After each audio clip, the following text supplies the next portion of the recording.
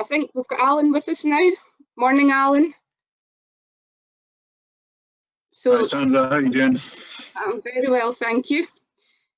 So I think the next question is a question for yourself. So I have heard that the Scottish Government has announced a return to work for some construction activities.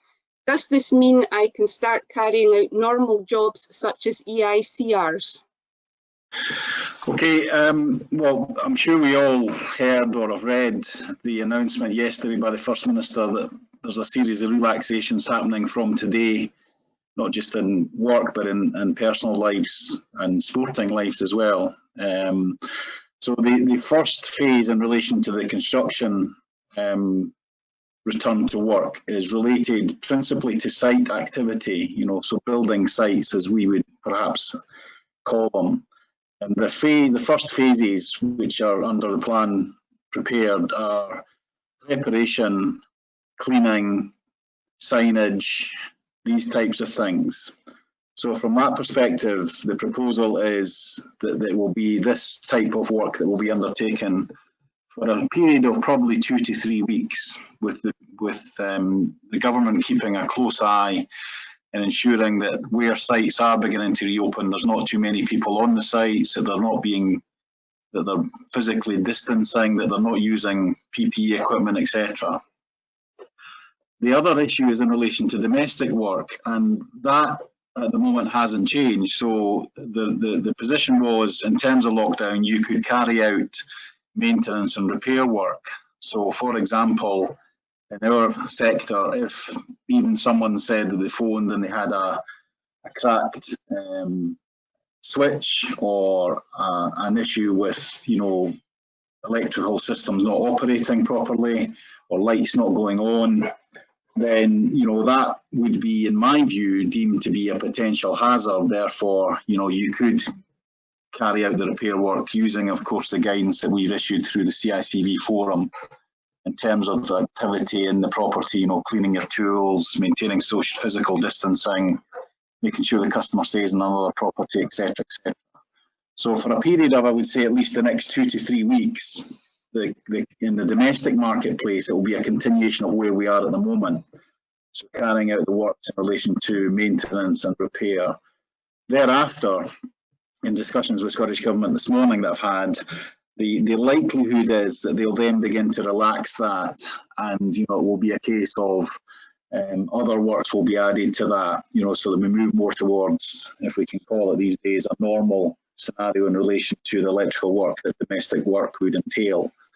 But that, as I say, is very much dependent on the infection rate, the R number that we've all become aware of, not spiking over 1 in the next few weeks, where we begin to do more of our social interaction and some work interaction.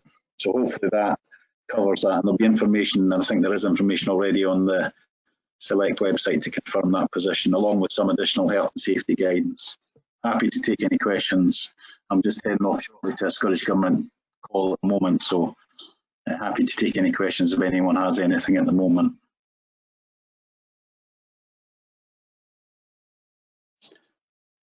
Sandra, again, and maybe Gordon, I was just wondering if there was a perspective on that from Scottish Power Energy Networks position. I hate to put you on the spot like this, but do you have procedures in place if there's emergency call-outs, Gordon, within your organisation?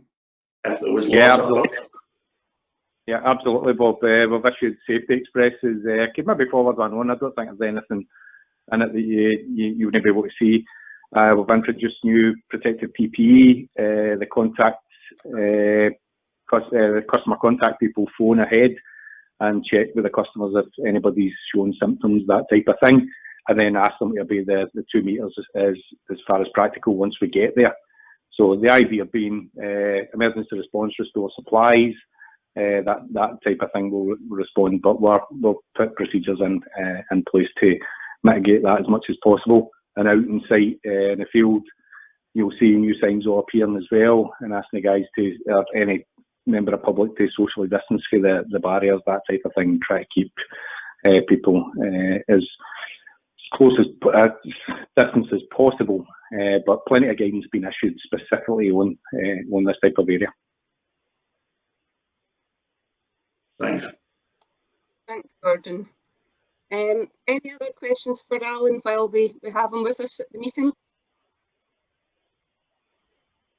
Sandra, I noticed Chris has posted a question about taking precautions in regard to getting a hot tub wired up.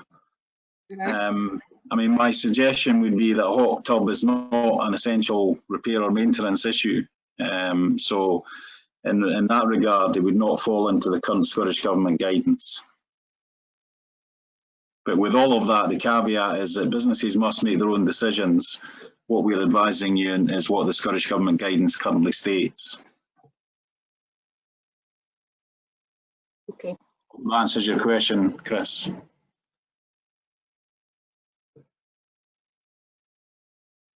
Okay, thanks. Okay, thanks very much, Alan.